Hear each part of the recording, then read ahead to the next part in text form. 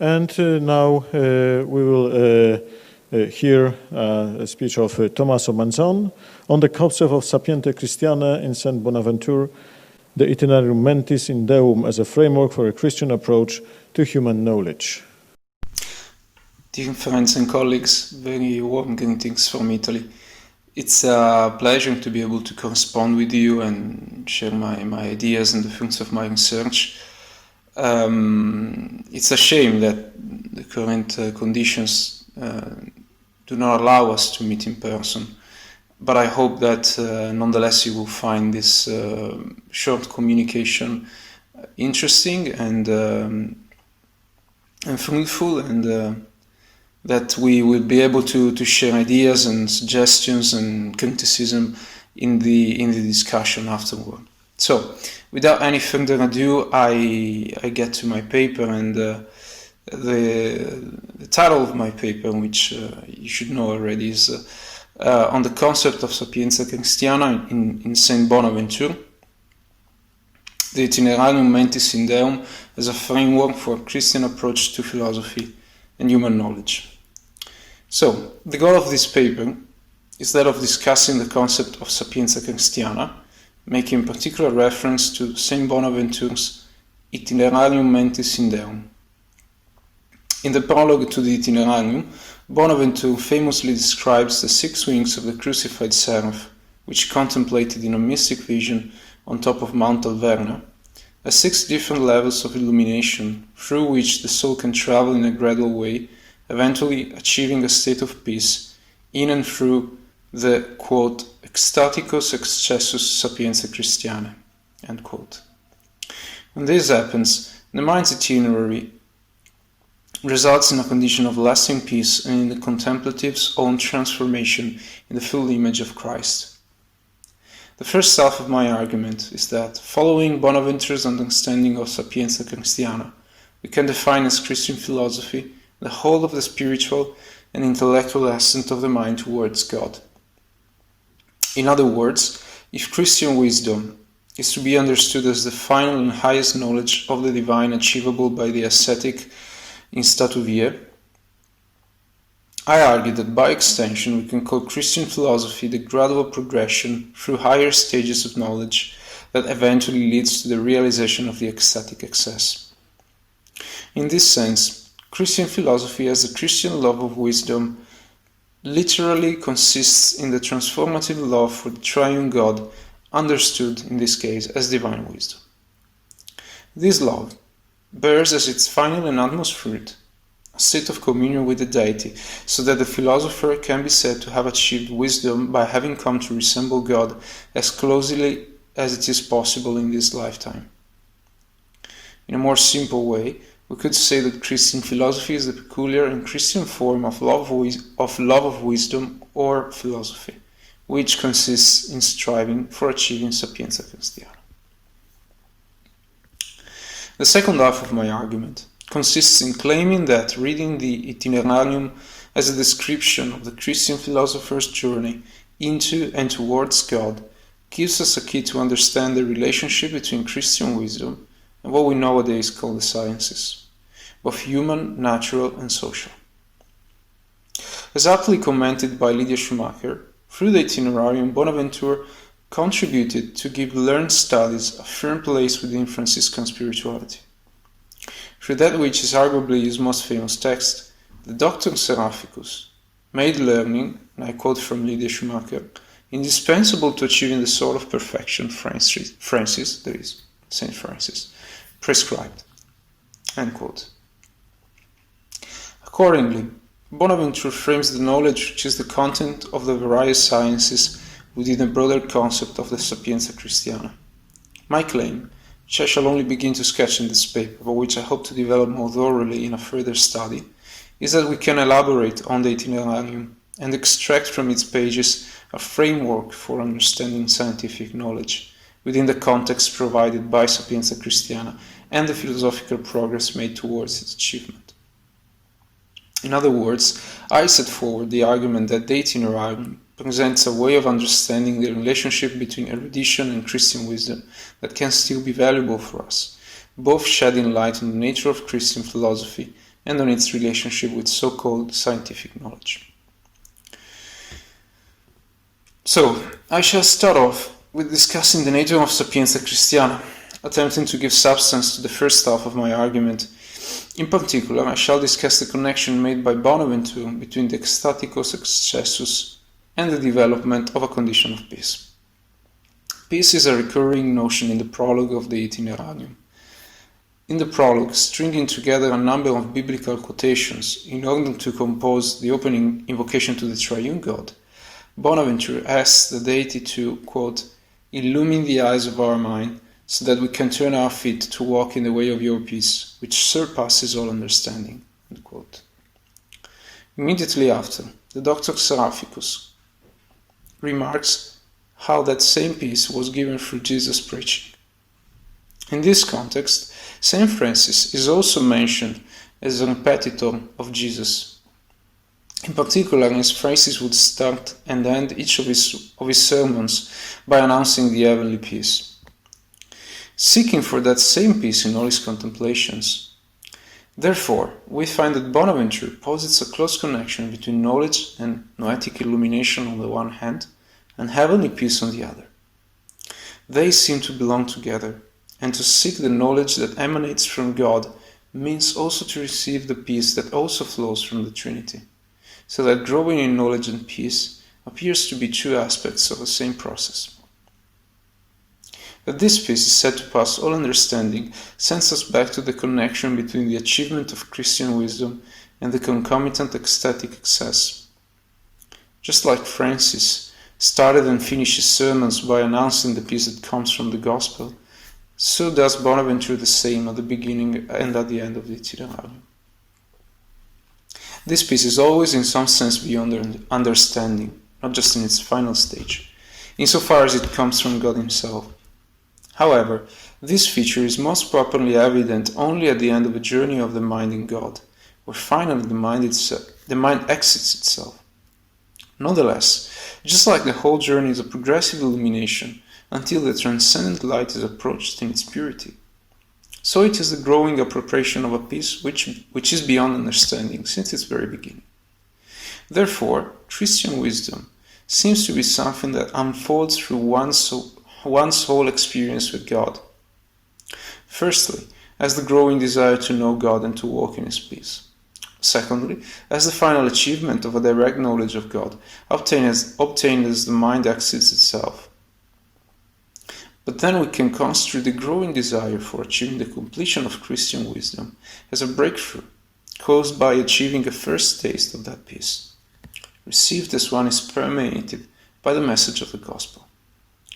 As Bonaventure says, we must be, quote, men of desires, just like the prophet Daniel, vir desiderium in the original text is a quote from the book of the prophet Daniel. So we must be men of desire, inflamed with the clamor of prayer and with the shining light of speculation, end quote. Once again, we can go back to the figure of Saint Francis as he is presented by Bonaventure, and to the intertwining of peace and contemplation in the former's experience. The Doctor Seraphicus encourages his readers to be lovers of wisdom, that is, philosophers, just like Saint Francis was in his eagerness to be a repetitor of Christ. To be lovers of wisdom after this fashion is to seek the heavenly peace that unfolds in the existence of those who journey with the mind in God.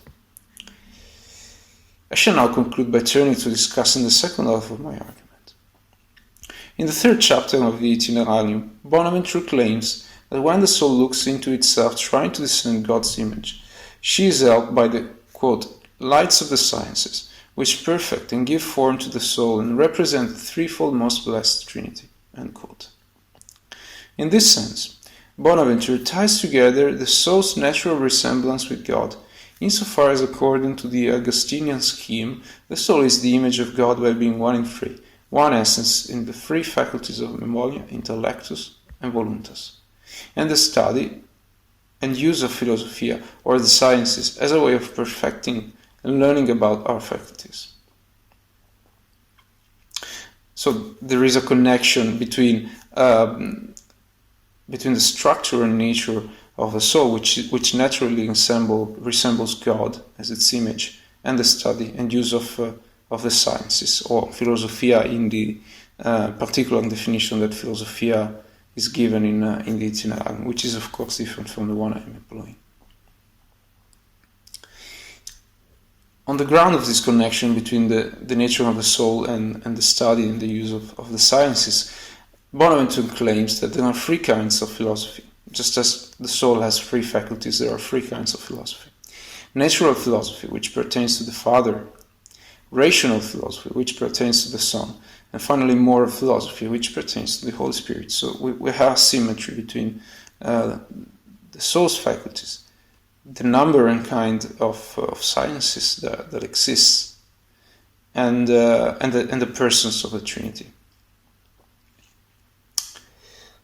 These three branches of philosophy, natural, rational, and moral, are respectively divided into metaphysics, maths, and physics under the bracket of natural philosophy, and grammar, logic, and rhetoric under the bracket of rational philosophy, and finally ethics, economy, and politics, which in the original text are monasticum, economicum, and politicum. So in this case, ethics or moral philosophy is literally monastic philosophy.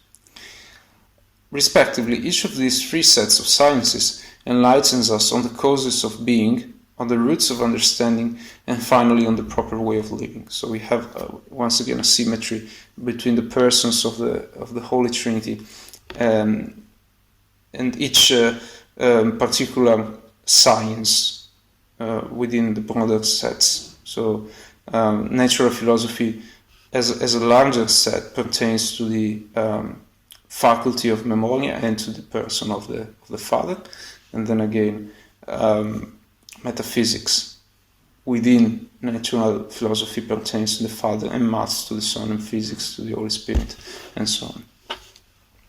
So I conclude. Presenting a point of view that it shall unfold more broadly in the latter De Reductione Artium ad Theologiam, Bonaventure frames the nature and study of the sciences within the broader context provided by Christian wisdom. In particular, he encourages the study of philosophia as a way to perfect our mental faculties and to better discern the way in which the soul stands as an image to God, thereby getting a deeper glimpse of the nature of the deity. Moreover, by including the three varieties of philosophy as a step in the mind's journey to God, Bonaventure gives erudition and learned studies their proper place within the progress of the Christian philosopher to ecstasy. While the list of sciences provided by Bonaventure proves to be partially outdated, reflecting as they do Bonaventure's cultural setting, nonetheless I maintain that his basic intuition gives us good food for thought, for framing scientific studies as they are practiced today within the ongoing effort of living and practicing Christian philosophy. So, I hope to be able to develop this point in the published version of this paper, as well as in future works. And I also hope that this proved to be useful and interesting for all of you. Thank you. Well, I've got a question. I've got a question right now. You said that Bonaventura got a proposition for scientists to see their work in a deeper way, to relate it to Christ, especially for the sciences who are mostly connected with Christianity. My question goes like that. You mentioned the scientist. Now I'm thinking about social science, like economy, like sociology, psychology, and so on. And what would Bonaventura said about, for example, studying the gender studies? How they could be connected with Sapientia Christiana? First of all, apologies for the video. I'm not sure what happened there. So, thank you for your question. Exactly, this is what I meant when I said at the end of the presentation we need to take into consideration the fact that the list of sciences given by Bonaventure is partially outdated, because of course he's thinking about in terms of the university curriculum of his days, when there was no such thing as social sciences. But my guess would be that, although of course this is something that should be researched, that Bonaventure's answer to your question would be something along the lines that insofar as all things come from God and in some way go back to God, then there must be some way in which they are connected to God now in this stage, in this condition. This is precisely what he develops in another one of his writings, the reduction of the arts to theology. So the reductio methodology, reductio in Latin, is the theological method, we could say, of tracing everything back to God, of conducting everything back to God. And I think that we can appropriate that as a proper and fully operational, even within our context, theological tool. So the question, Bonaventure would say, you have to find a way to trace those realities back to God. And then you can understand them properly, and then you can do a science of these realities, which is fully Christian, or made within a Christian framework.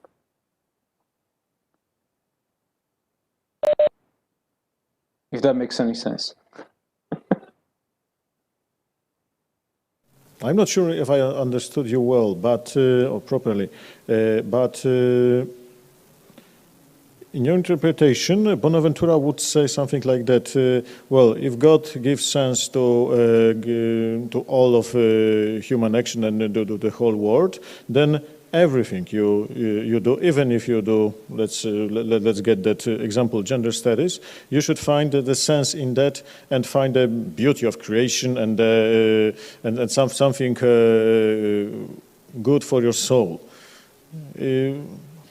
Wait, unmute yourself first and then talk, please. So, yeah, something like that. Mm-hmm. Though of course this is only. I'm saying this is Bonaventure's methodology. So this is where you want to go if you want to work with his methodology.